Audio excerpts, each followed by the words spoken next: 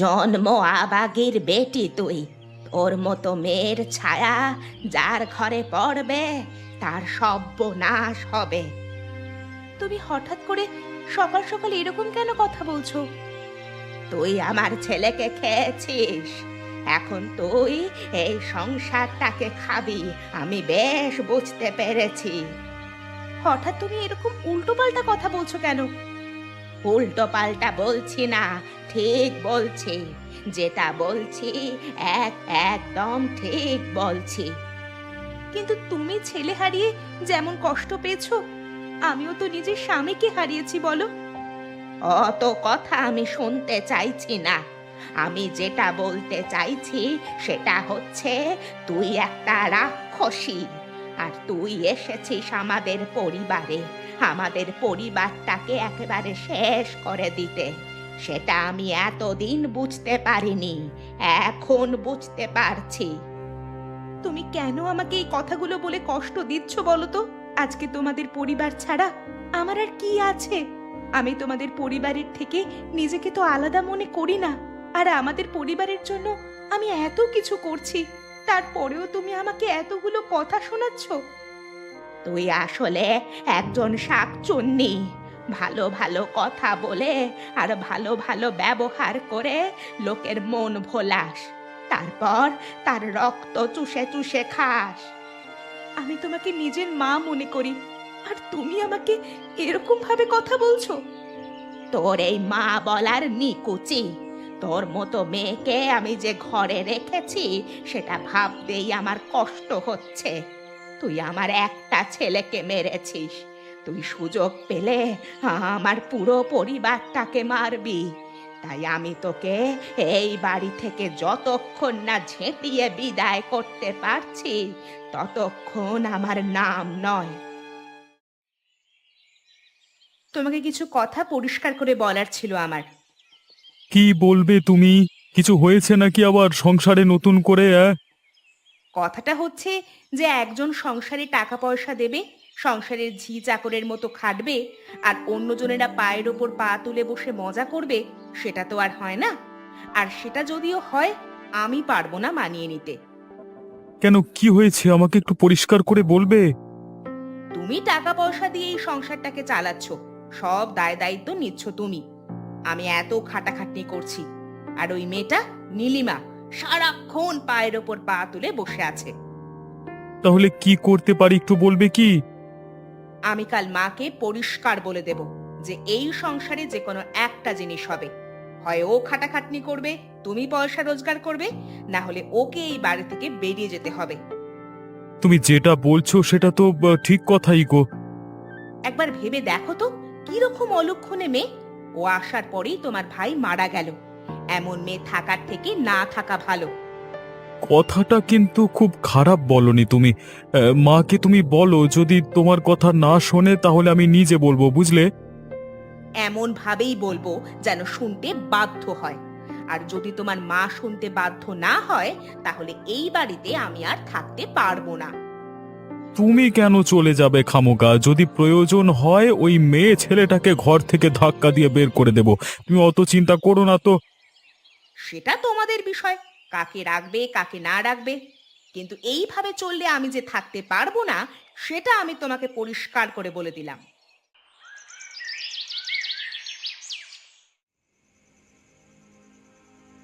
মা, তোমার সাথে আমার একটা কথা ছিল, খুব দরকারি। কি হয়েছে বলো। দেখো, একটা কথা হচ্ছে যে সংসারটা সকলের। সেই সংসারে থাকতে গেলে সবাইকে সমানভাবে অংশগ্রহণ করতে হবে। হঠাৎ করে এরকম কথা বলছো কেন? কারণ আমি চোখের সামনে সহ্য করতে পারছি না যে আমার স্বামী শুধুমাত্র পয়সা রোজগার করে যাবে, আর আমি দুবেলা মুখে রক্ত তুলে এই সংসারের পিছনে খেটে যাব, আর আরেকজন বসে বসে খাবে। জিনিসটা যে আমিও লক্ষ্য করিনি সেটা নয়। লক্ষ্য করে কি করেছোটা কি তুমি? নীলিমাকে নিয়ে সমস্যা তো তোমার। আমিও নীলিমাকে পরিষ্কার বলে দিয়েছি যে এই সংসারে থাকতে হলে এবার থেকে এই সংসারের সমস্ত কাজ ওকেই করতে হবে। যদি ও সমস্ত কাজ করে এই সংসারে থাকতে চায় থাকবে, আর না হলে আমি এই সংসারে থাকতে পারবো না। তুমি আমার সংসারের মা লক্ষ্মী, তুমি এই সংসার থেকে কোথায় যাবে মা? ওই পাজি মেয়ে ছেলেটাকে আমি জুতোর বাড়ি মেরে তাড়াবো। সেটা তোমার ব্যাপার, তুমি কি করবে তোমার ছোট বৌমার সঙ্গে। আমি সে বিষয়ে একটা কথাও বলতে চাই না বাবা।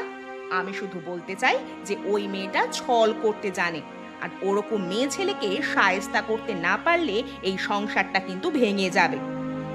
তোমার কি মনে হয় আমি কি বুঝতে পারছি না? আমি সব বুঝতে পারছি। তুমি শুধু একটু ভরসা রাখো আমার ওপরে। ঠিক আছে, ভরসা রাখছি, দেখি কতটা কি হয়।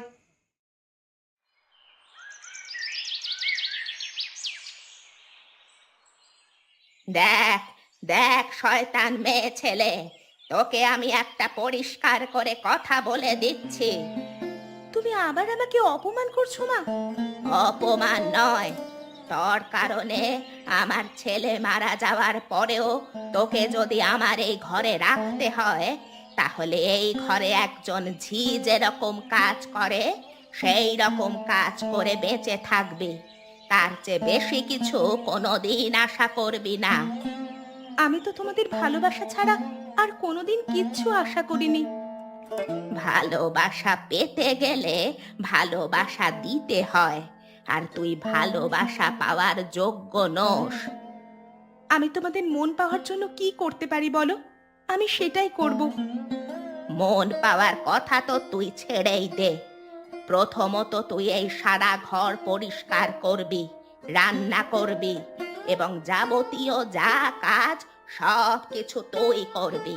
কারণ এই সংসারে যখন একটা টাকা তুই দিতে পারিস না, তখন এই সংসারের কাজ করে তুই সেই টাকা মেটাবি।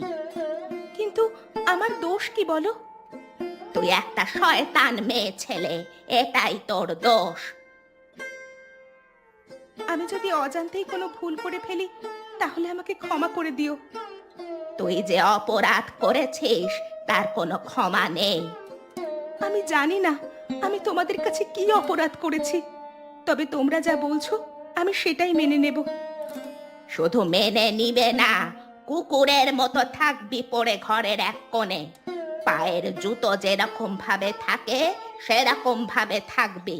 আর বেশি গলা তুলে কথা বলতে গেলে তোর গলা টিপে এই ঘর থেকে লাথি মেরে বার করে দেব রাস্তায়। তখন রাস্তায় পড়ে থাকতে হবে, কথাটা মনে রাখিস। এই বাড়িতে এসে প্রথমবার জানতে পারলাম যে একজনের একজনের এত অপমানিত হয় বাড়িতে। ছি ছি ছি ছি ছি। আর যদি নিজের কানে না শুনতাম তাহলে জানতেই পারতাম না যে সংসারে এত কষ্ট, এত অপমান সহ্য করে কেউ বেঁচে আছে। বৌদি, তোমার সাথে আমার একটু কথা ছিল। কি কথা বলবে তুমি পলাশ? দেখো, সকালবেলায় তোমাদের বাড়িতে যখন গেছিলাম তখন আড়াল থেকে আমি সব কথাই শুনেছি। কোন কথা শোনার কথা বলছো? তোমাকে যে এ বাড়িতে কি পরিমাণ অপমান সহ্য করতে হয় সেসব আমি জানতে পেরেছি। দেখো ভাই, সেটা আমার কপাল, সেটা নিয়ে তুমি ভাবতে যেও না। আমি তোমাদের মেয়ে মানুষদের মতো এত কপালে বিশ্বাস রাখতে পারি না। আমি শুধু একটাই জিনিসে বিশ্বাস রাখি, সেটা হচ্ছে নিজের বলে নিজের সার্থক হয়ে নিজের পায়ে দাঁড়ানো। তোমরা পুরুষ মানুষ অনেক কিছুই ভাবতে পারো, কিন্তু আমরা মেয়েরা অত কিছু ভাবতে পারি না। আমাদের সমাজ আমাদের এত সুযোগ দেয় না। সুযোগ কেউ কাউকে দেয় না, সুযোগ করে নিতে হয়। তুমি যে সুযোগের কথা বলছো সেটা আমার জন্য নয় হয়তো। আমি একজন গ্রাম্য শুভাকাঙ্ক্ষী হয়ে বলতে চাই যে নিজের পায়ে দাঁড়াও, নিজের বলে ঘুরে দাঁড়াও। যতক্ষণ না নিজের পায়ে দাঁড়াবে ততক্ষণ এই সমাজ তোমাকে কোনো দিন স্বীকার করবে না। আর তাছাড়া এই সমাজে অনেক কুসংস্কার আছে, সেই সমস্ত কুসংস্কার দিয়ে তোমাকে নিজ প্রমাণ করে ছাড়বে। তুমি হয়তো ঠিক কথাই বলছো, কিন্তু জানি না আমি নিজে কোনোদিন কিছু করতে পারবো কিনা। তবে তোমার কথা শুনে ভালো লাগলো, ভবিষ্যতে ভেবে দেখার চেষ্টা করব। তুমি ভেবো না, আমি তোমাকে রাস্তা দেখাবো। তুমি এগিয়ে চলো, আমি একটা উপায় বার করে তোমাকে জানাবো।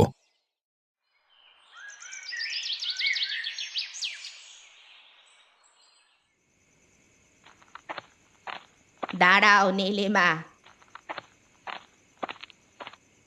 কোথায় যাচ্ছ? খেতে বসতে যাচ্ছি মা। আদর কত, খেতে বসতে যাচ্ছে? কোন মুখ নিয়ে খেতে বসতে যাচ্ছ তুমি? এই ঘরে তোমার খাওয়া বন্ধ। এই সংসারের অনেক অন্ন ধ্বংস করেছো তুমি, আর অন্ন ধ্বংস করতে হবে না। আর তুমি আমাদের বাড়িতে খেতে পারবে না। যদি থাকার ইচ্ছা হয় এমনি থাকবে, কিন্তু খাওয়া দাওয়া তোমাকে আর আমরা দিতে পারবো না। কিন্তু তোমরা যে বলেছিলে আমি ঘরের সব কাজ করে দিলে তোমরা আমাকে খেতে দেবে। বলেছিলাম, কিন্তু এখন ইচ্ছা করছে না। আসলে তোমার ছায়া যেখানে পড়ছে সেখানেই সর্বনাশ হচ্ছে। তাই তোমার মতো মেয়ে ছেলেকে এই ঘরে রাখতে ইচ্ছা করছে না। তোমরা আমাকে কেন এভাবে অপমান করছো বলো তো? আমি কি মরে গেলে তোমরা শান্তি পাবে?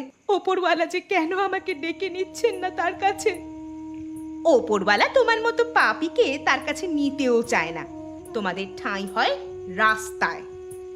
আমি জানি না কোন জন্মে কত পাপ করার ফলে এই জন্মে আমাকে এত শাস্তি ভোগ করতে হচ্ছে। পাপের কি আর তোমার শেষ আছে? যে আসার পরেই নিজের স্বামীকে মেরে ফেলে, তার আবার পাপের শেষ কিসে? আর তাছাড়া তোমার মুখ দেখতে ইচ্ছা করে না আমার। তোমার মতো মেয়ের মুখ দেখলে দিন খারাপ যায়। আমি কিন্তু তোমাদের এত অপমানের পরেও তেমনই ভালোবাসি যেমন আগে ভালোবাসতাম। থাক, তোমার মুখ থেকে ভালোবাসার কথা পেতনির মুখ থেকে শোনার মতো। আর তোমাকে ভালো ভালো কথা বলে আমাদের মন জয় করার চেষ্টা করতে হবে না। যাও, গিয়ে জল খেয়ে শুয়ে পড়ো। যবে থেকে নিজের পেটের ভাত নিজে জোগাড় করবে সেদিন থেকে খেতে আসবে। চুপচাপ দূর হয়ে যাও এখান থেকে। আর সহ্য করতে ইচ্ছা করছে না তোমাকে। দূর হ বলছি। কি হয়েছে? তুমি আমার সাথে দেখা করতে চাইলে কেন? আমি তোমাকে একটা সাহায্য করতে চাই, একজন মানুষ হিসেবে। কি ব্যাপার বলো? গ্রামের মধ্যে একটা পরিত্যক্ত দোকান আছে। সেই দোকানটার মালিক একসময় আমি ছিলাম। আর আমি চাই এখানে তুমি একটা ভাতের হোটেল দাও। সেটা বানাবো কেন? তোমার মুখ দেখেই মনে হচ্ছে ওরা তোমাকে দিনের পর দিন অত্যাচার করছে। তাই যতদিন না নিজের পায়ে নিজেকে দাঁড় করাতে পারবে ততদিন কেউ তোমাকে সম্মান করবে না। আমিও চাই নিজের পায়ে দাঁড়াতে। ওরা বলেছে আমি আর ওদের বাড়িতে খেতেও পারবো না। মানুষ যে এত ভয়ানক হতে পারে প্রথমবার এদের দেখে জানতে পারলাম। তোমার শুনে ভয়ানক মনে হচ্ছে, কিন্তু আমি এই ভয়ানক জীবনটার মধ্যে দিয়ে যাচ্ছি। সেই জন্যই শুধুমাত্র একজন শুভাকাঙ্ক্ষী হিসেবে তোমাকে আমি এই রাস্তাটা দিতে চাইছি, যাতে তুমি এই রাস্তাটার মধ্য দিয়ে নিজেকে উদ্ধার করতে পারো। ঠিক আছে, আমি চেষ্টা করব। প্রত্যেক মানুষই চায় নিজেকে দাঁড় করাতে, কিন্তু আমি তো ওদের শুধু ভালো চেয়েছিলাম। ওদের সাথে একসাথে মিলেমিশে সুখে থাকতে চেয়েছিলাম। কিন্তু আমাকেও যে রাস্তায় বেরিয়ে নিজেকে প্রমাণ করতে হবে সেটা কোনোদিন ভাবিনি। কেউ কিছু করতে পারে না উপরওয়ালার মর্জির উপর। সেই মর্জির মালিক যিনি, তিনি যেভাবে চালাবেন আমাদের সেভাবেই চলতে হবে। তবু আমি শেষ পর্যন্ত চেষ্টা করে যাব, যাতে ওই বাড়িতে টিকে থাকা যায়। আর আমি ততক্ষণে হোটেলের সমস্ত ব্যবস্থা করব। আমার যতদূর মনে হয় তুমি ওই বাড়িতে টিকে থাকতে পারবে না। তাই ফিরে এসে যাতে তোমার কোনো অসুবিধা না হয় তার জন্য আমি সব ব্যবস্থা করে রাখব। সেটা তোমার ইচ্ছা, আমি কিছু বলতে চাই না। আমি চাই যে এই গ্রামে নিজেকে প্রতিষ্ঠিত করে তুমি ওদেরকে দেখিয়ে দাও যে একজন অসহায় মানুষ চাইলে এই পৃথিবীর সব কিছু জয় করতে পারে।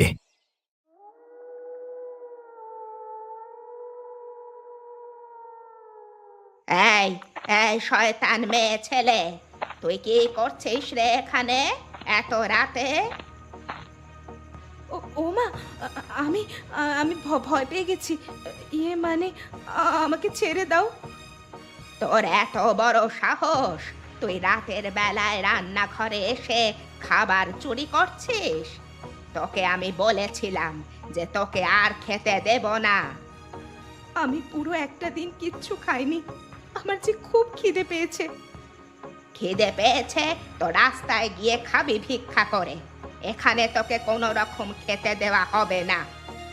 আমি তো শেষ পর্যন্ত তোমাদের সাথে মানিয়ে নিয়ে চলার চেষ্টা করছি, তুমি আমাকে কেন এরকম করছো? তবে রে মেয়ে ছেলে, দেখ। ছেড়ে দাও, আমাকে ছেড়ে দাও। তোকে আমি ছেড়ে দেব না।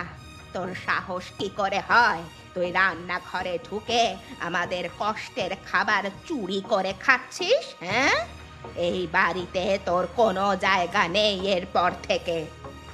একটুখানি তো আমি খাবারই খেয়েছি, এতে কি এমন মহাভারত অশুদ্ধ হয়েছে? সেটা তুই বুঝবি না। আমি যেটা বলছি সেটা কান খুলে শুনে রাখ। আমি যেটা এই বাড়িতে আদেশ দিই সেটাই হয়। আমি আদেশ দিয়েছি যে তুই এই বাড়ির অন্ন স্পর্শ করবি না, আর সেটাই হবে। আমি তো তোমার আদেশ এতদিন শুনে এসেছি বলো, কিন্তু পেটে খিদে নিয়ে কি বাঁচা যায়? আমার খুব কষ্ট হচ্ছিল, মনে হচ্ছিল আমি মরে যাব। দেখ দেখ, যদি মরে যাওয়ার ইচ্ছা হয় তাহলে রাস্তায় গিয়ে মরবি, এই বাড়িতে নয়। তোমরা কি আমার কষ্টটা কোনোদিন বুঝবে না? তোর কষ্ট বোঝার কোনো দায় আমার নেই। তোমরা আমার সাথে এরকম কেন করছো বলো তো? তার একটাই কারণ, আমাদের তোকে পছন্দ নয়। তোর মুখ দেখলে আমাদের দিন খারাপ যায়। আর তুই যে এই রাতের বেলায় রান্নাঘরে ঢুকেছিস, তাতে এই সমস্ত জায়গা অপবিত্র হয়ে যাচ্ছে। তোর মতো মেয়ে ছেলেকে এই ঘরে কোনো ঠাঁই নেই। দয়া করে থাকতে দিয়েছি বলে মাথা কিনে নিসনি। আমার তো কোনো শখ আহ্লাদ নেই, কোনো দাবি দাওয়া নেই তোমাদের কাছে, শুধু দুবেলা খেতে চেয়েছি। সেটাও জুটবে না। যদি থাকার ইচ্ছা হয় থাক, না হলে বেরিয়ে যাবি।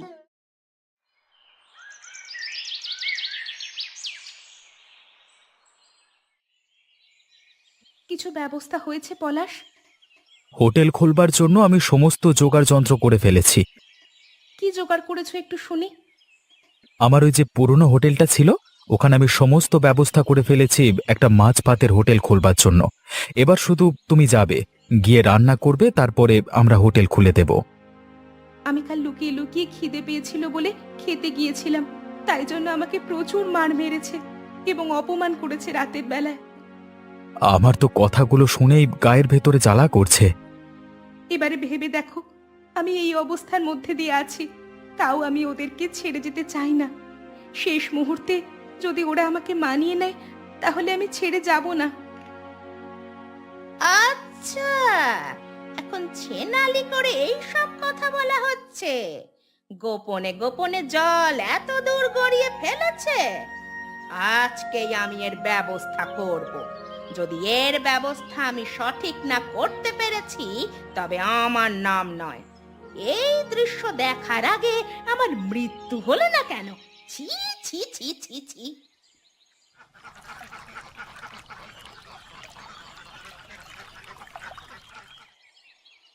আমার খুব খিদে পেয়েছে, তোমরা কি আজকেও আমাকে খেতে দেবে না? আমার খুব মাথা ঘুরছে। শুধু খেতে দেওয়ার ব্যাপারটা নয়, এই মেয়ে ছেলে যদি এই বাড়িতে থাকে তাহলে আমি এই বাড়িতে অন্ন জল গ্রহণ করব না। কি হয়েছে লতা?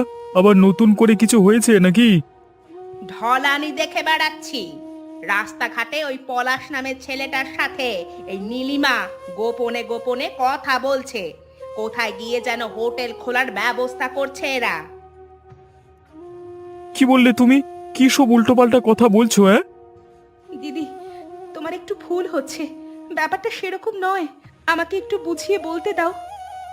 হায় হায়, আমি ঠিক এই সন্দেহটাই করেছিলাম, আর সেটাই হলো আমার সাথে। আমার বাড়ির মান সম্মান সব ধুলোয় মিশিয়ে দিল এই মেয়ে ছেলেটা। এরকম চরিত্রহীনকে এই বাড়িতে যদি রাখা হয় তাহলে আমি এই বাড়িতে আর থাকতে চাই না। কিন্তু ব্যাপারটা সেরকম নয় তোমরা যেরকম ভাবছো।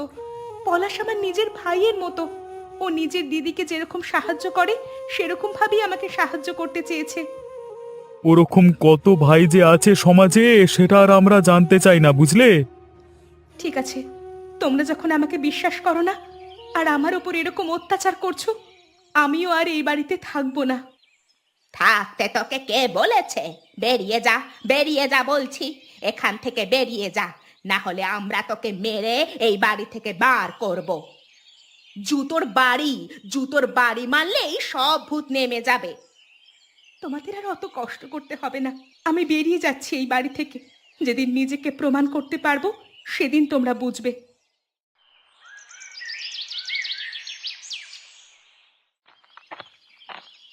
এ কি বৌদি, তুমি এখানে শুয়ে আছো কেন? কখন এসেছো তুমি? পলাশ ভাই, আমাকে বাড়ি থেকে ওরা তাড়িয়ে দিয়েছে অপবাদ দিয়ে। জানতাম আমি এরকম কিছু একটা হবে। ওপরওয়ালা যখন কাউকে দিয়ে কিছু করান তাকে প্রচন্ড কষ্ট দেন, আর সেই কষ্টটাই তোমাকে দিচ্ছেন। কি কষ্ট দিচ্ছে বা কি করছে আমি জানি না, তবে আর আমি অপমান সহ্য করতে পারলাম না। দেখো, আমি মার খেয়েছি, না খেয়ে থেকেছি, প্রচন্ড গালাগালি সহ্য করেছি, কিন্তু যখন নিজের চরিত্রের ওপর দাগ দিতে শুরু করলো ওরা, তখন আর মেনে নিতে পারলাম না। তাহলে এখন কি চাও তুমি? ওই তোমার কথা মতো নিজেকে প্রতিষ্ঠিত করে দেখিয়ে দিতে চাই। ঠিক আছে, তুমি পারবে। তোমার হোটেল জোগাড় কতদূর আমাকে দেখাও তো। কালকে সকালবেলায় আমি সব দেওয়া বাজার করে নিয়ে আসবো। তুমি কাল থেকে হোটেল খুলবে, কেমন? আমাকে দেখে মনে হয় আমি পারবো? নিশ্চয়ই পারবে। আর তোমার হাতের রান্না আমি খেয়ে দেখেছি, সবাই পছন্দ করবে তোমার হাতের রান্না। ঠিক আছে, তবে তাই হোক, কাল থেকেই হোটেল খুলবো আমরা।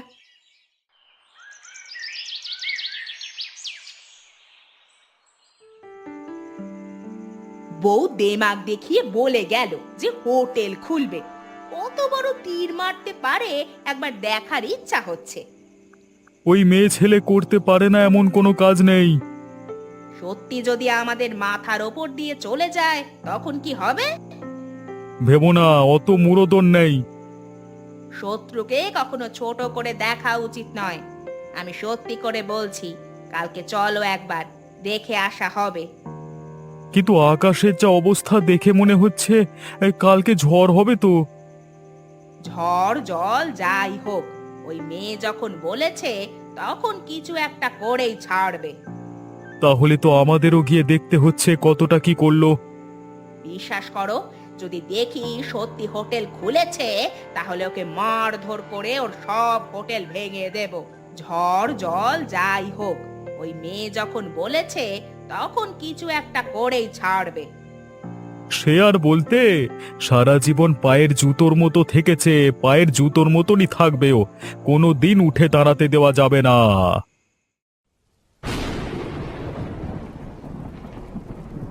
দেখো আমাদের কপালটা, এতদিনের মধ্যে আজকেই এত জোর ঝড় উঠতে হলো। ঝড় হোক আর জল হোক, দেখো কত লোক এসেছে আমাদের হোটেলে ভাত খেতে। সবাই কিন্তু প্রশংসা করছে, বলো? আরো যত দিন যাবে তত আরো বেশি লোক জানতে পারবে এবং আরো বেশি লোক প্রশংসা করবে। কিসের প্রশংসার কথা হচ্ছে? আমাদের বাড়ির মেয়ে ছেলে এখানে এসে হোটেল খুলবে, সেটা কখনো হতে পারে না। আমি আর ওই বাড়ির মেয়ে নই, আর আমার উদ্দেশ্যে সম্মান দিয়ে কথা বলবেন আপনারা। আমি যখন রাস্তায় বেরিয়ে এসে ব্যবসা শুরু করতে পেরেছি তখন এই ব্যবসাটাই আমার পরিচয়, আমার আর অন্য কোনো পরিচয় নেই। বেশি বড় বড় কথা বলো না তুমি, এই হোটেল আমরা চলতে দেব না। ঝড়ের দিনে হোটেল খুলে মাথা কিনে নিয়েছো নাকি? কয়েকটা লোক এসে ভাত খাচ্ছে আর ভালো ভালো কথা বলছে বলে একেবারে মাথায় উঠে নাচবে ভেবেছো? দেখো, তোমরা কিন্তু বাধা দিতে পারো না এভাবে। এই ভাই, বেশি কথা বলিস না, এক্ষুনি মেরে সরিয়ে দেব। আমাদের বাড়ির বউয়ের মাথা খেয়ে এখন বেশি বড় বড় বাতেল নামাচ্ছিস, একবারে সাল্টে দেবো। হ্যাঁ, এই ভাই, তোমরা কেন এখানে বেশি কথা বলতে এসছি? হ্যাঁ, এই হোটেল থাকবে এবং এই হোটেলে আমরা খেতে আসবো। বেরো বেরো বলছি, এখান থেকে বেরো। এই পালাও পালাও। ঠিক আছে ভাই, আমাদের মারতে এসো না, মারতে এসো না, তোমরা তোমাদের হোটেল নিয়ে থাকো ভাই। আমি ক্ষমা চেয়ে নিচ্ছি। নীলিমা, নীলিমা, তোমরা তোমরা তোমরা হোটেল চালিয়ে যাও। নীলিমা, তোমরা হোটেল চালিয়ে যাও। দেখেছো তো পলাশ, সত্যির জিত একদিন না একদিন ঠিক হয়। সঠিক পথে থাকলে মানুষ ঠিক পাশে দাঁড়ায়, আর সেইভাবেই আজকে তোমার জিত হলো। ওরা হেরে গেল, ওরা পালিয়ে যাবার মাধ্যমে তোমাকে জিতিয়ে দিয়ে গেল।